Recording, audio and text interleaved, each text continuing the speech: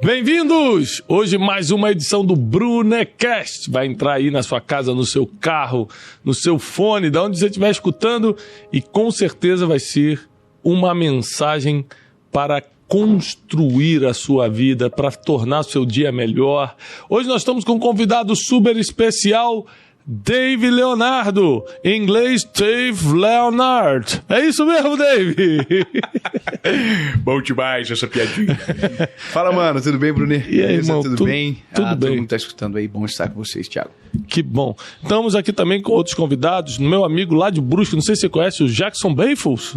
Beifus, meu amigo, meu irmão, meu vizinho, né, Jackson? É verdade, bem pertinho, né? Somos vizinhos. Tá faltando fazer mais café lá e me convidar, né? Pra tomar um amigo, cafezinho digo lá. mesmo. Agora você vê como é que esse podcast tá uma bagunça, né? O Jackson veio aqui, só tomou um café comigo e já entrou pra participar do podcast. Tá uma bagunça. Mas o Jackson é um amigo de muito tempo e também sempre contribui na minha vida e vai contribuir na vida de vocês também. Lá da linda cidade de Brusque, Santa Catarina. E temos também Cleiton Pinheiro. Tudo bom, Cleiton? Tudo bem, graças a Deus. Estamos aqui. Como é que tá o implante aí? Tá tudo bem? Estamos avançando. Daqui a pouco ninguém avançando segura. É fio a fio, pouco a pouco. Daqui a pouco ninguém segura. Mas você já tá, colocou? Já. Eu nem conheci o Cleiton quando cheguei. Já era pra É desonrado, não. Não, dá pra ver que tem uma listrinha assim. O processo todo é 1 ano, né? Então ele tá agora... Mas é um implante ou uma prótese? Porque parece que tem sabe aquele bichinho, um gambazinho pendurado ali em cima? Mas não, é um não implante. desiste não, Cleiton, não vai atrás da voz do professor. Deus é meu raio, eu tenho fé. Não, mas já dá pra ver já que tem uma listrinha. Isso, exatamente. Legal. Bem de longe. E o bom é que assim, né? Se eu não quisesse falar, mas o Thiago todo dia, ele lembra todo mundo. Todo podcast eu lembro. Mas esse é o charme do... Eu deixo ninguém esquecer. Gente, hoje vai ser muito especial porque nós estamos vivendo um tempo aí já quase pós-pandemia e existem assuntos que têm incomodado muito as pessoas, incomodado muita gente.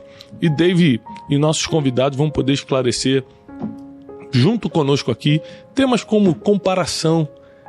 Muita gente ficou esse tempo na internet, né, de pandemia, a internet cresceu muito e esse excesso de internet fez as pessoas se compararem erradamente, né, tipo lagarta se comparando com borboleta, são fases diferentes.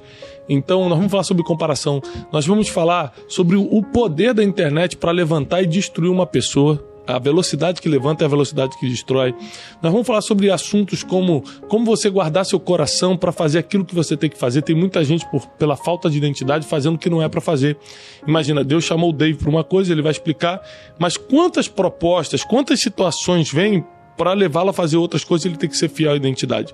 Então prepara o seu coração, porque hoje vai ser muito poderoso esse Brunecast, já vai compartilhando com todo mundo.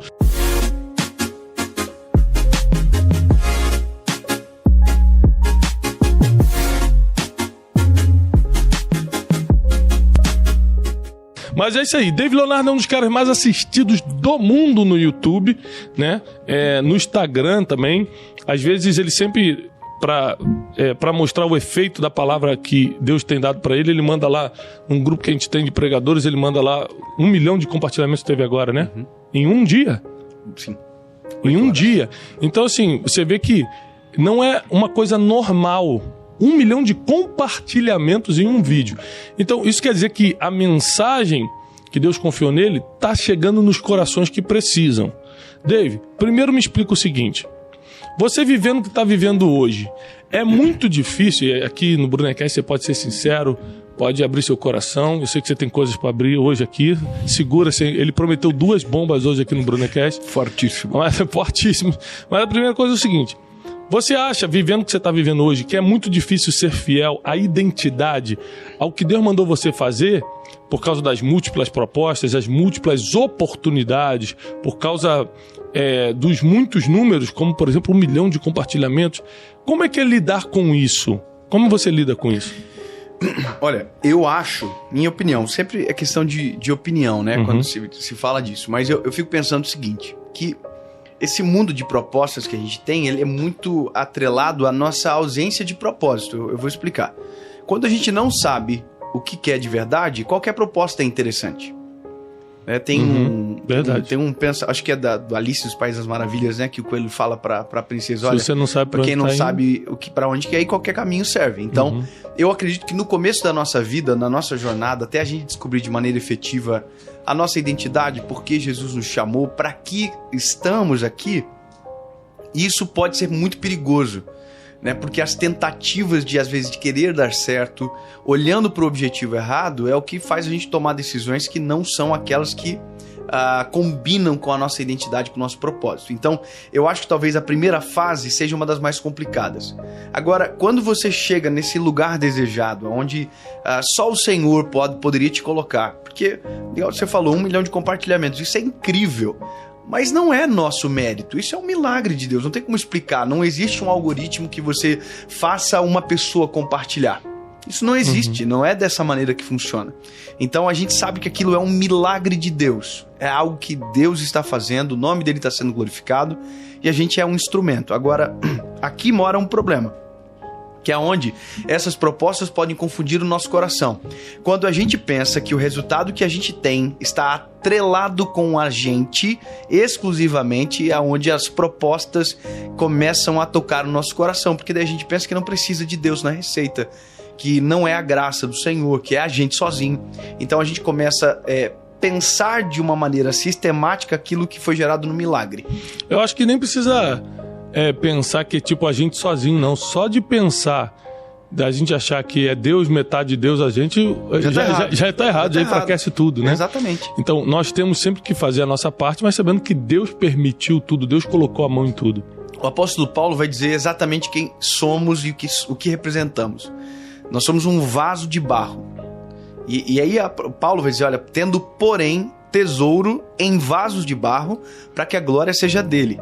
E em Jeremias a gente vê a natureza do vaso. O vaso quebra, o vaso dá problema. O vaso precisa de manutenção na mão do oleiro. Ou seja, quando nós reconhecemos quem somos e que quem nos usa é o detentor de honra e glória, e que é o que fazemos aqui, é onde o nosso coração é preservado. O risco, muitas das vezes, não é o nosso próprio coração sozinho, por mais que o coração é enganoso. O risco é quem nos cerca. Se nós nos cercarmos de pessoas que nos lembrem quem somos, de onde saímos, quem Deus é na nossa vida, a gente preserva um caminho de longevidade. Agora, quando a gente se cerca de pessoas que bajulam, batem nas costas, que tudo tá bom e que tudo tá dando, parece que tudo é certo que você faz, esse é um caminho de queda. Porque você começa a ser enganado por quem está na sua volta, é enganado também.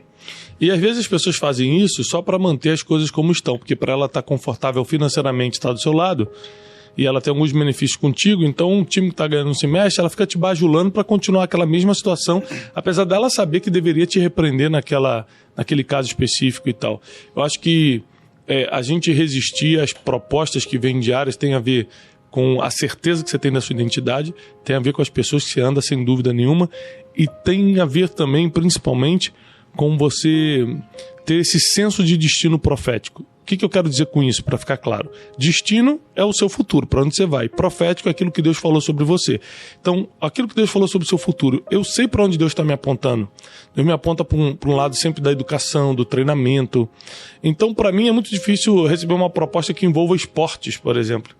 Porque não tem nada a ver com o meu perfil. Mas se for financeiramente muito importante e tiver gente muito conhecida no mesmo projeto, muito famosa, vai te dar seguidor, aí você precisa saber, eu quero seguidor, eu estou atrás disso, eu estou atrás do meu destino, eu estou perseguindo o meu destino profético. Isso é uma decisão que, olhando assim, você pode estar aí no seu carro, onde você está escutando agora, falando assim, claro que eu vou preferir meu destino profético, até de verdade chegar à proposta. Porque quando você está só pensando na possibilidade, você sempre escolhe o mais ético, o mais bonito. Mas no dia a dia, na hora da guerra, a decisão é muito difícil. E o apóstolo Paulo diz que vai ganhar quem você alimentar mais. Carne ou espírito? Quem você alimentar mais. A vontade de Deus ou a sua vontade? Quem você alimentar mais. Como vocês lidam com isso? Tanto você quanto o Dave. Porque isso que você falou realmente é bem interessante. De lidar com essas propostas que estão fora do destino profético, do futuro, do propósito. Eu penso o seguinte, Cleiton. Nós, no meu caso, eu vou falar sobre mim, eu acredito que o Thiago é uma história semelhante. Nós somos comissionados, convocados e comissionados. Nós somos chamados, é um chamado de Deus o que a gente faz também. Não é uma escolha onde fui preparado na minha família, por exemplo. Né? Na minha família não tem alguém que reproduza o mesmo cenário que o meu, por exemplo, ministerialmente falando e tal. Mas então, no meu caso, eu tenho um chamado de Deus muito forte, algo que é desde a minha infância. Por mais que eu não tenha sido preparado para isso, eu não tenha sido formatado, mas quando eu me encontrei no Senhor de verdade, fazendo o que eu faço, basicamente, os nossos olhos eles se voltam para um lugar só. Então, todas as vezes que eu recebo uma proposta, eu sempre tento perceber e olhar para o que eu estou fazendo e se aquilo pode manchar a minha caminhada, que eu sei aonde eu quero chegar. Então, por exemplo, eu não sou um homem de negócios, o Brunet já é uma pessoa de negócios, tem a ver com tudo isso, é o cenário dele. Então, eu já tive várias propostas de negócio, de montar empresa, de entrar em sociedade, fazer negócio lá e cá e tal. E eu sempre penso o seguinte, cara, eu sou um evangelista. Combina com evangelista isso? Aí eu olho para as minhas referências. Quem são as minhas referências que fizeram o que eu estou fazendo agora? Aí eu tenho algumas referências. Eu olho para eles e tento imaginar, esses caras fariam isso? Então isso me defende a curto, médio e longo prazo. Eu tô o tempo inteiro olhando para as minhas referências, olhando para o meu propósito e a minha identidade. Isso vai sempre blindar o meu coração de entrar em furada, aceitar proposta que às vezes vai desnortear o nosso propósito, que vai tirar a gente do sério. Vai distrair. Que vai me tomar tempo. Meu tempo hoje é a coisa mais valiosa que eu tenho. Eu estou aqui gravando um podcast. Isso aqui eu considero extremamente valioso. Por quê? Porque vai ter alguém assistindo, ouvindo, que vai ser abençoado. Essa é a minha vida, esse é o meu propósito. Entendeu? Então, se fosse qualquer outra coisa, não teria sentido. Então, eu preciso otimizar tempo, porque tenho pouco para viver. No sentido de que todos nós somos breves na Terra. Então, otimize o tempo, olhe para o propósito, olhe para as referências e blinde o coração. Outra coisa também, Dave, que serve muito para mim, é você... ter na sua equipe, porque quando a gente cresce, seja empresarialmente ou ministerialmente, a gente tem que ter uma equipe. Sozinho não dá para fazer. Jesus provou isso. Sim. Jesus podia fazer o que ele quisesse sozinho e ainda assim chamou 12 para a equipe. Você ter uma equipe... E Jesus fez a equipe antes de começar o trabalho. Antes de começar o trabalho, impressionante. Uma equipe que saiba dizer não por você. Tem propostas que nem chegam a mim porque a minha equipe já bloqueia antes. Porque já sabe que não tem a ver com o meu padrão de comportamento, com as minhas escolhas, com o meu futuro. Já conhece o teu coração. Já conhece meu coração. Fala, isso aqui o Thiago já... Então tem coisas que já nem chegam a mim. Então é muito importante, da mesma forma que quando chega uma coisa que é pra você, a equipe acha que não é. Olha só, tem coisa que é pra você, mas a equipe acha que não é. Deus faz chegar. É no caso de que os discípulos tentaram, por exemplo, bloquear as criancinhas. Não, vai perturbar Jesus, não. A equipe de Jesus falou, não, isso não é um assunto para Jesus. Jesus falou, ó, deixai vir a mim as criancinhas, porque delas são o reino dos céus. Então, olha só, quando tem que chegar, vai chegar. E quando tem que bloquear, Deus vai mandar pessoas para bloquear. Então nós precisamos... Isso aconteceu também com a mulher Cirofenícia. Ela veio gritando, os apóstolos tentaram segurar a mulher. Jesus está ocupado, Jesus está andando, volta para casa. E ela continuou gritando, passando por cima da palavra da equipe e chegou até Jesus. Ou seja, era realmente um caso para Jesus. Mas na maioria das vezes, a equipe ela é responsável por bloquear coisas que não, propostas, situações que não têm a ver com o teu propósito, com a tua missão na Terra. Agora, David, quando a gente começa a crescer, começa um movimento do mal, vamos dizer assim, que é a inveja.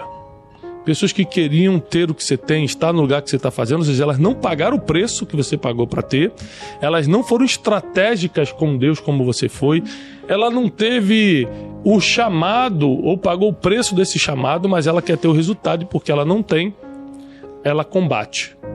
Porque a maioria das pessoas que combatem a gente é porque queriam ter o que a gente tem. Como é que você lida sendo uma pessoa que conhece a palavra e que ao mesmo tempo está vivendo um período fantástico na carreira, no ministério, na exposição pública? Como você lida com a inveja? Porque tem muita gente agora que em situações diferentes, às vezes só porque comprou um carro novo, às vezes só porque passou para a faculdade, está passando pela inveja.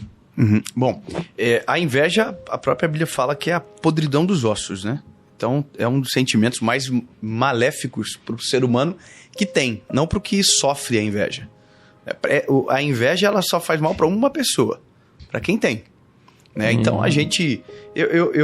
Só é importante sempre diferenciar uma coisa, né? que fique claro para quem ouça, porque às vezes quando se fala de inveja, dá-se um ar de prepotência, né? Quando alguém diz, eu sou alvo de inveja, então você parece que é percebido como alguém prepotente, que, né, que não aceita crítica, que tudo que você recebe é fruto de inveja. Então, eu penso o seguinte, primeiro, a gente como se fizéssemos uma releitura do que eu respondemos ao Cleiton, com relação ao coração estar blindado, ter o propósito, o que você falou de ter equipe e tal, como se fosse uma caminhada, né, para nos fazer lembrar quando isso acontecer, para que a gente saiba diferenciar o que é inveja, né, porque como que eu percebo que eu sou alvo de inveja? Pela maneira que eu sou interpelado por essa pessoa, né? Pela maneira que eu sou alvo dessa pessoa, das palavras dela. A palavra tem peso, né? Mas eu também tenho que saber que existe a crítica, que independe da inveja. Então, por exemplo, porque senão dá a impressão, pode passar a impressão que todo mundo que te critica tem inveja de você. E não é isso. Tem gente que vai te criticar e essa pessoa ama você e não tem inveja de você.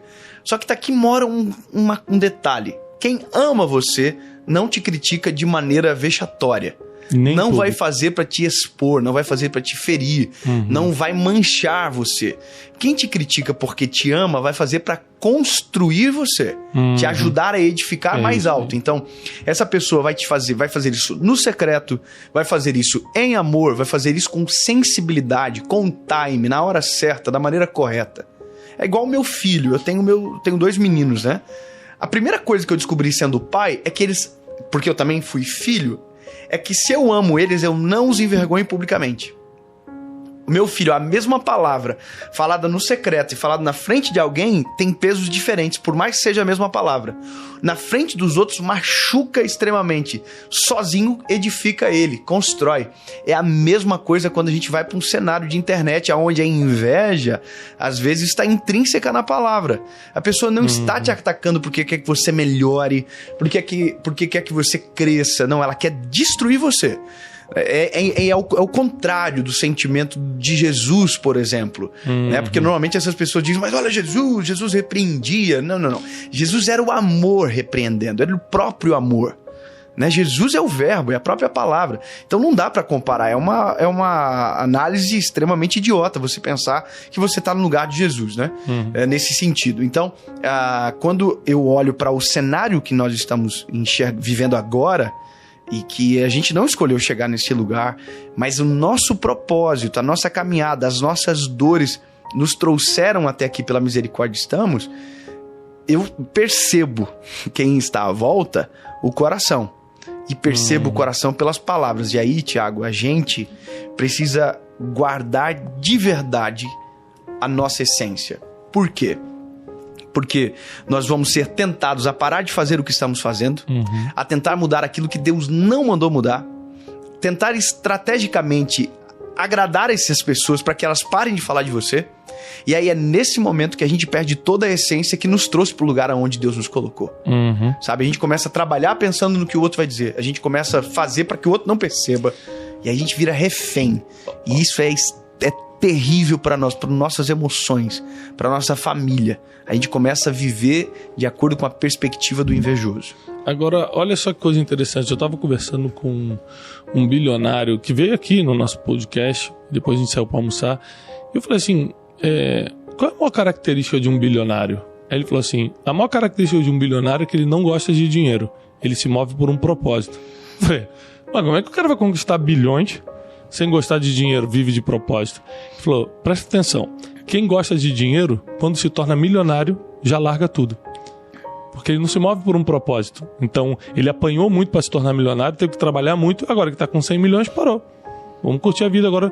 O bilionário é o cara que ganhou 100 milhões, mas falou, isso não é nada, eu tenho um propósito, eu tenho mais gente para ajudar, eu tenho um produto que vai mudar a vida das pessoas, e aí ele acaba se tornando bilionário. Então você vê que o propósito é mais importante do que o dinheiro, por exemplo, até para quem mexe com dinheiro, no caso dos empresários. Você viver por aquilo que nasceu para fazer é o que vai te impulsionar com coragem e a chegar inteiro até o final. Então, por mais que tenha inveja, críticas, muitos desafios pelo caminho. Se você tiver realmente um propósito, por que você faz o que faz, você vai chegar inteiro no final, né? Só continua caminhando. Agora, Tiago, que a gente vê muitos bilionários, muitos grandes empresários que cumprem o seu propósito, e o que acontece? Acabam doando grande parte das suas fortunas, montam grandes institutos, fazem tantas coisas, né? Pensando no quê? Pensando nas pessoas, não pensando no dinheiro, não pensando em angariar o dinheiro para si, né? Como você falou. Chega uma hora que o propósito não é ganhar dinheiro, o propósito é fazer aquilo ali bem feito. E aí só pra gente não ser aqui incoerente ou inconsequente, não é que o dinheiro não é importante, é que ele não é mais importante que o propósito.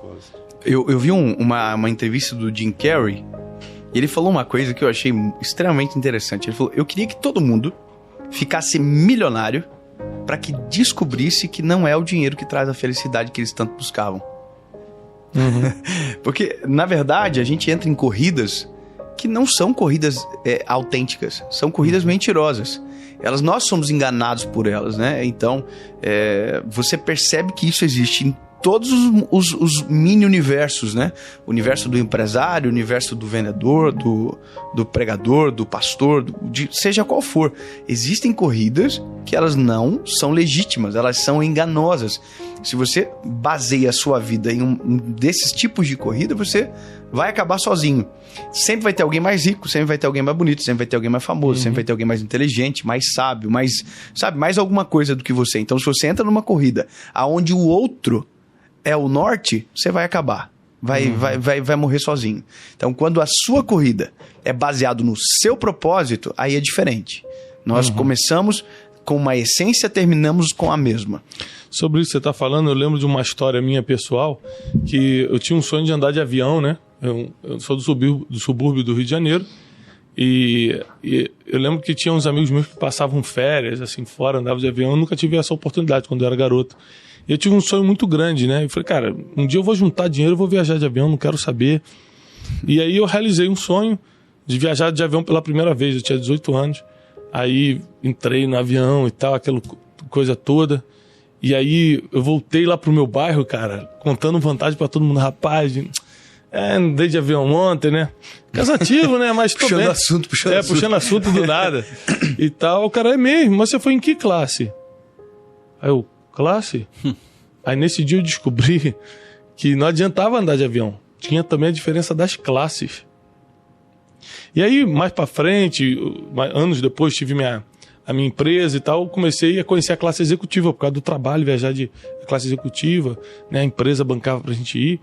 Aí, eu tava na classe executiva, passou um amigo meu, apertou minha mão, e aí, Tiagão, e tá aí, tá indo no mesmo voo, tô no mesmo voo, cara, tá. Aí, tá bom, eu vou lá. Eu falei, vai pra onde? Ele, eu tô na primeira classe. Eu falei, o quê? Trabalhei a vida toda pra chegar na executiva, ainda tem a primeira agora. Foi nesse dia que eu percebi que sempre vai ter alguém na sua frente. Não adianta. E o cara da primeira classe vai descer do avião e vai encontrar outro. Veio como? Eu vim no meu. Eu vim dirigindo. Isso que eu ia falar. Eu sou piloto. Eu vim no meu avião. Então essa corrida nunca acaba. Então assim, eu acho que principalmente quando se trata de coisas materiais, essa não é a nossa corrida. Não. Isso cansa e não leva a lugar nenhum. E a Bíblia diz que os olhos do ser humano nunca se saciam. Então você deseja um carro, depois você está desejando outro, você quer uma coisa, depois você quer outra. Vou repetir aqui para ser equilibrado, porque vocês me conhecem. Não estou falando que não é importante você prosperar financeiramente. Eu estou dizendo que não é o principal. Mas é assim, eu nunca paguei conta de luz com fé, com o Pai do Senhor. O Pai do Senhor aqui, minha conta de luz. Não, sempre foi com dinheiro. Então a gente precisa prosperar, mas tem gente que está gastando a energia que deveria gastar para descobrir seu propósito, para não confundir sua identidade, para resistir às armadilhas do caminho, está gastando essa mesma energia para ganhar um dinheiro que não vai trazer. Eu sei que é clichê falar isso, mas aí a gente entra na máxima de basicamente todo mundo, que vive por proposta e não por propósito. É exatamente isso, porque se o dinheiro for a prioridade, eu sempre vou buscar o que me paga mais. Porque o curto prazo é isso que é o mais fácil. A curto prazo. Mas às vezes no longo prazo, se eu focar no dinheiro, eu não vou aceitar o meu propósito, porque ele não vai me trazer essa recompensa financeira como eu gostaria agora e tal. Mas é uma caminhada, é igual você olhar um médico que estuda 10 anos para ser médico. Tudo bem, hoje ele ganha um bom valor, mas quando ele era residente ele não ganhava isso, e enquanto ele passou estudando, ele passou gastando 6 anos. Então, existe o plantar, existe o tempo de semeadura. Porque se o dinheiro for a sua principal objetivo, você não vai estudar 6 anos. Cara, eu não vou esperar, eu vou trabalhar agora, eu quero fazer... Então, é aí onde entram os pensamentos equivocados que se aplicam ao dinheiro não ser prioridade. Eu entendo o que você falou e tá certo. Só que as corridas motivadas pela razão errada não te levam a lugar nenhum, só te atrasam na vida. Muito bom. Agora... Tem um livro meu que se chama Especialista em Pessoas, que a teoria do livro é você aprender a lidar com todo tipo de gente. E lidar com pessoas é muito difícil, você já deve ter cruzado pelo caminho com gente muito difícil. Uma das teorias mais fortes desse livro é o poder do perdão, que também parece clichê, mas na verdade é a única coisa que te liberta quando se trata de gente. Você acha que, olhando à luz da Bíblia e da sua caminhada, qual a importância do perdão, tendo em vista que tantas pessoas tentam nos paralisar, a gente que tentou nos desanimar, fechar a porta? Você acha que o perdão ele é total mesmo? É aquele perdão de, mas fica longe de mim, um dia eu vou me vingar? Me explica um pouco a sua visão sobre perdão, porque assim como a inveja, o perdão é um problema que muita gente está tendo que lidar agora. Sim. Me diz um pouco sobre isso. Cara, eu tive uma história... semana passada. É bombástica, a gente quer coisa bombástica. Não, bombástica. Primeira mão, hein? Exclusivo, só aqui. Brunercast. Não, de verdade, cara. Eu tive uma experiência há uma semana atrás, constrangedora, com minha esposa e meus filhos. Eu tava no carro, minha esposa e meus filhos. Nós temos um imóvel lá na nossa cidade, em um condomínio fechado e... bom, eu vou resumir a história, porque também para não dar nomes e características. Mas uma dessas pessoas deste condomínio nos abordou de maneira extremamente desrespeitosa por algo que havia acontecido. Extremamente desmedido e tal. Eu vou evitar características. Mas, cara, foi muito desrespeitoso. Muito desrespeitoso e desrespeitosa. E a forma com que aconteceu feriu a gente, sabe? A gente é ser humano. No fim do dia, todo mundo é igual. Lógico. Sabe? A gente tem os nossos personagens, né? Que nós guardamos, nos reservamos, fazemos coisas que a gente às vezes tem que fazer, que é normal da vida. Mas de noite, cara, quando a gente chega em casa, a gente é um ser humano como qualquer outro. Nossa esposa conhece a gente, nossos filhos conhecem a gente. No sentido de que nós somos normais. Cara, eu fui pra casa tão ferido com aquilo que aconteceu. Eu e minha esposa, cara, fomos mal, sabe? A gente tava saindo lá de lá, ia na casa da minha mãe. Falei, cara, nem fui pra lá, falei, vou pra casa. Cara, eu fiquei muito mal. E aí, naquela semana, eu ia começar as lives do lançamento do nosso livro, que é A Alegria do Amanhecer, que a gente lançou agora. Queria dizer que Deus tem honrado. E a gente tá muito feliz, tem chegado a muitos lares esse livro. Tá em primeiro lugar em espiritualidade, né? Tá em primeiro lugar hoje na Amazon, é verdade. Mas, cara, eu ia ter que fazer aquelas lives e eu tava com o coração ferido, cara. E aí eu fiz a live no primeiro dia de manhã mal. Fiz a live. Mas quando eu terminei, cara, eu falei, mano, não vou conseguir. Eu vou ter que ir lá resolver esse negócio. Só que o resolver é eu, ofendido, pedir perdão. Mas o meu pedir perdão, na verdade, é liberar o perdão. Porque quem sofre é eu. Claro. A pessoa não sofre, a pessoa nem sabe como eu tô em casa. A pessoa nem sabe que eu ia sair dali, ia pra casa da minha mãe e tal, e que eu não fui por conta daquilo, ela nem sonha. E aí, cara, eu peguei e falei, sabe uma coisa, cara? Quem que é cristão aqui nessa parada aí? Sou eu. Eu sou um pregador do evangelho, cara. Eu vou ficar com esse sentimento no meu coração, alimentando, deixar criar raízes, sabe? E virar um problema, eu vou resolver agora. Fui lá e, cara, foi tão engraçado. Quando eu parei o carro na frente, as duas pessoas, né? Eu vi como ela falou assim, ele parou aí? Aí a pessoa, parou aí na frente. E aí eu desci do carro e eu vi que todo mundo ficou, sabe assim, veio brigar, né? Veio brigar com a gente, porque provavelmente deve ter caído a ficha do que eles fizeram. E aí, quando a pessoa veio, eu falei, irmão, eu vim aqui só pra te pedir perdão. Cara, sabe quando tu vê assim que a pessoa vai assim, ó... falei, eu vim te pedir perdão. Nós não começamos de uma maneira boa. Eu acredito que vocês não queriam falar aquilo que falaram. E provavelmente eu possa ter respondido da maneira também equivocada. Então, para que a gente resolva, eu vim te pedir perdão, te dar um abraço e desejar que Deus abençoe vocês e tal. Cara, eu entrei dentro do carro, mas tão feliz, cara. E tão fazer realizado. é muito difícil, né? Depois você fica leve. Pô. Porque quem tá escutando agora fala assim, é legal, isso é bonito. Agora, se coloca no lugar e tenta fazer pra você ver a dificuldade. Você tem que passar por cima do teu eu, tem que matar o teu orgulho. Eu, no sábado, quando aconteceu, eu dizia, eles têm que vir pedir perdão pra mim. Eu quero ver, eles têm que vir aqui se humilhar, porque eles fizeram errado e tal. Eu, na minha cabeça. Porque a gente começa a lutar, sabe? A carne começa a gritar. Outra coisa, o certo e o errado, Dave, é tão indefinido às vezes. Por exemplo, eu recebi uma mensagem ontem, mostrei pra minha equipe lá no carro, a gente voltando de um evento, da mulher falando assim, ó, eu vou processar vocês, porque eu comprei um curso e não consigo acessar. Ela falou assim, eu entendo que o meu filho cadastrou e-mail errado, mas eu não consigo entrar.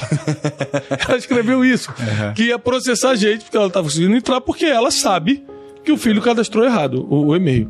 A gente só respondeu assim, boa tarde, a equipe respondeu lá, boa tarde, boa noite. Você não pode informar o e-mail certo que a gente resolve agora?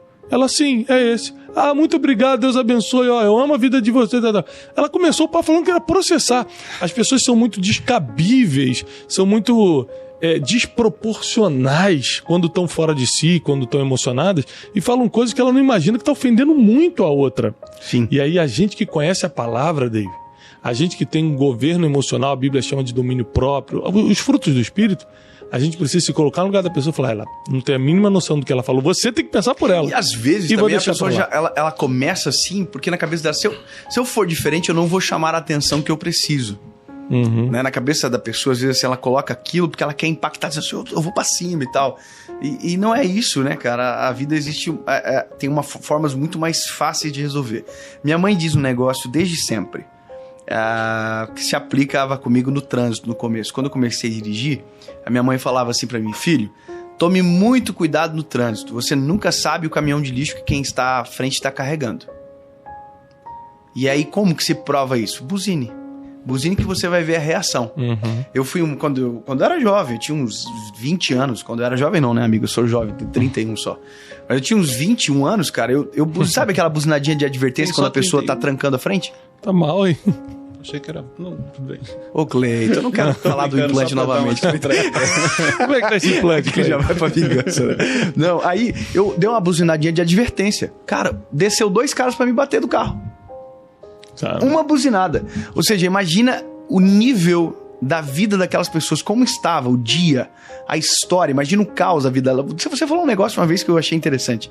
Ô, Thiago, você falou assim, chame alguém na live com você que tá te xingando ali pra ver o cenário onde ela está. Pra ver o semblante, né? Como que você vai perceber que, às vezes, a pessoa revela o que está por trás de todos esses sentimentos, né? Então, da fala dela, né? Como é para vocês não terem o direito de resposta? Igual, tanto o cenário que o Thiago trouxe quanto o seu, você não tem direito de resposta. Você não pode falar nada. Como que é para vocês no dia a dia? E aí, Bruno? Olha, eu acho que... uma vez um amigo que é bem famoso no Brasil me falou uma coisa lá em casa. Ele falou, Thiago, quanto mais conhecido a gente fica, menos a gente pode se defender. Porque geralmente você vai dar voz a uma pessoa... Ou será que é porque menos a nossa defesa vale? É porque primeiro você vai dar voz a uma pessoa que ninguém está escutando. Então a pessoa está te atacando ali, mas ninguém está escutando ela, é só os 10 seguidores dela. E de repente você vai se defender de uma coisa e vai dar voz para aquela pessoa. Segundo, é porque a verdade é, quando as pessoas gostam de você, elas não acreditam no que falam. E quando a pessoa não gosta, se você se defender, ela fala, viu, tá se defendendo porque tá errado. Então, é exatamente isso. Eu acredito que assim, ó, quem te ataca, você não se defende. Porque se você se defender, você só tá dando munição para a briga continuar. O Thiago, da mesma maneira que eu, na internet, nós já em algum momento fomos atacados. Ou sistematicamente ou de maneira isolada. Isso é normal, faz parte da exposição. E porque somos seres humanos e erramos também. Agora, todas as vezes que eu fui atacado, eu fiz alguns caminhos. Primeiro, eu fui no meu pastor, eu fui em amigos de confiança e perguntei: pastor, o que você acha? O que eu devo fazer? Todas as vezes falaram a mesma coisa pra mim: fique em silêncio. Fique em silêncio. Por quê? Porque eram brigas isoladas, sabe? Dentro de um universo de 100 pessoas, 3 estão brigando. Você não vai trazer pro universo das 97 aquilo que elas nem sabem que está acontecendo. Então, a internet, muito mais isso. A internet são bolhas. São várias bolhas. Bolinhas, bolinhas, bolinhas e bolinhas. Eu tenho uma bolha. E aí o cara de uma outra bolha tá me atacando. Só que quem só está vendo? Só a bolha dele. Por isso que quem ataca, na verdade, só demonstra o coração que tem. Porque ele não está fazendo para que eu melhore ou para que quem me acompanhe evolua, não sei como falar isso corretamente. Porque ele só fala para a bolha dele. Então, a bolha de quem briga é tudo brigão. Pode observar. Quem gosta de fazer confusão e tal, que é a essência da pessoa, você olha quem segue. Quem segue é tudo igual. Brigão, crítico e polêmica e é só isso. Só que aí tem um problema. Esse cara, que é o que fomenta tudo isso, se ele errar, esse cara tá no sal. Porque todo mundo que tá ali é brigão igual ele. Então esse cara nunca mais tem paz. Eu vou falar uma coisa engraçada pra você, que eu vi uma vez acontecendo. Eu vi um pastor que era extremamente radical. E ele falava de pregar, por exemplo, de camiseta. Era um cara que essa foi a mensagem dele durante muito tempo. Então ele batia em todo mundo. Prega camiseta, não sei o quê. E papai, isso é errado e tal. Esse cara evoluiu. Ele evoluiu. Só que, junto com ele, tinha um público que foi formado dentro desse formato. Critica, ataca, briga.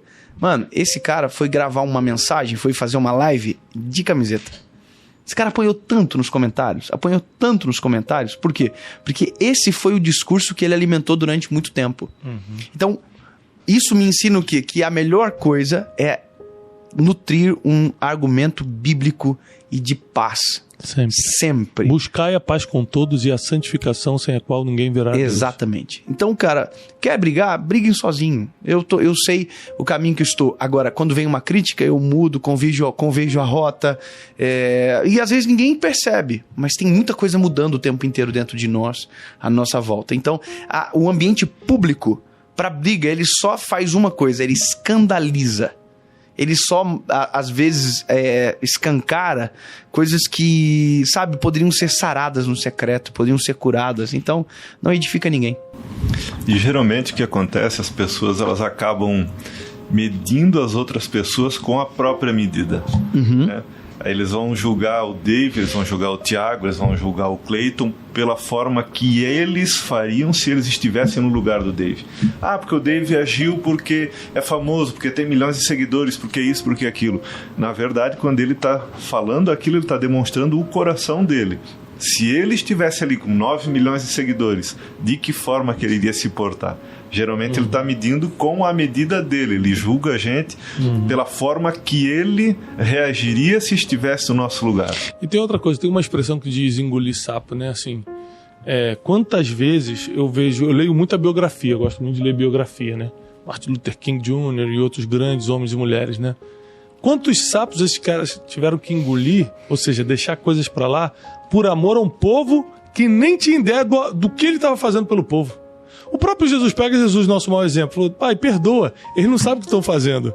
Jesus conhecia todas as coisas, falando: rapaz, eu vou cumprir hoje o plano mais perfeito de redenção e salvação. Eu vou dar minha vida na cruz. E estava todo mundo zombando dele na cruz. Aí ele falou assim: caramba, o pessoal não entendeu nada. Pai, perdoa, eles não sabem o que estão fazendo. A ignorância era tão grande que Jesus falou: não tem outra coisa a fazer a não ser... Todo mundo perdoa eles não sabem o que estão fazendo. E às vezes as pessoas estão errando com a gente exatamente assim. Eles não têm a mínima ideia do que estão fazendo. Eles não percebem o que a gente está construindo para Deus e com Deus. Então a única arma que eles têm é um ataque, e hoje com a internet deu voz a esses ataques.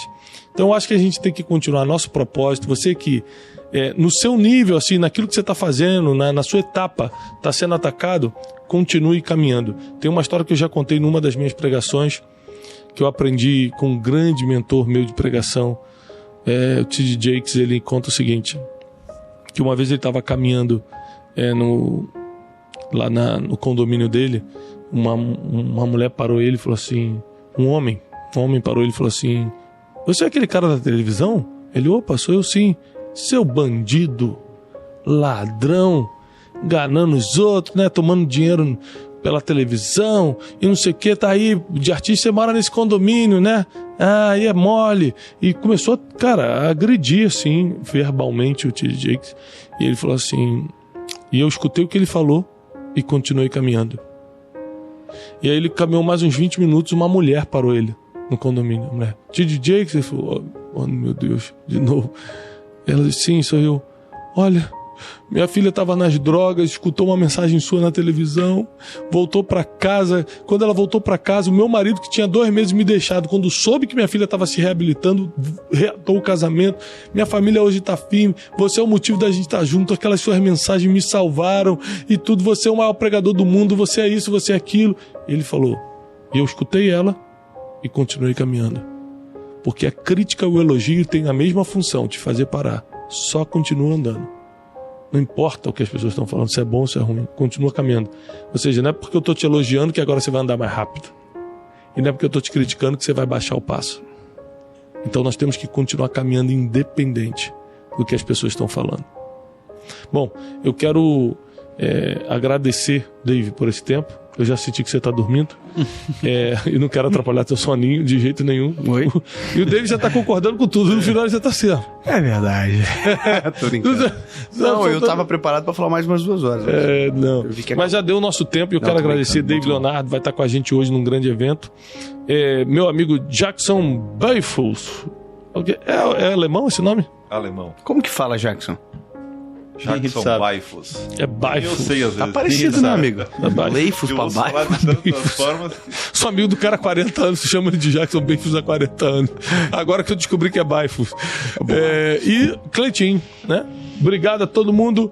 Compartilha com todo mundo. Pega agora esse link. Se você gostou dessa conversa com o Dave Leonardo, manda para um monte de gente, printa, sobe nos seus stories, bota o link aqui do Spotify nos seus grupos de WhatsApp. Então, caramba, eu tô fluente Forte, demais. WhatsApp, YouTube. Que isso, hein? Esquecendo português praticamente. E com certeza você vai ser abençoado e vai abençoar muita gente. Paz e prosperidade. Obrigado, Davi. Tamo junto, Brunet. Obrigado a todo mundo. Deus abençoe. Conta comigo sempre que precisar. Acima de tudo, somos amigos. Isso é o que importa. Tamo junto. Amém. E não esqueça, faça um Pix. Deus abençoe. Falando nisso, vou deixar um Pix aí pro Thiago. Qual que é o seu?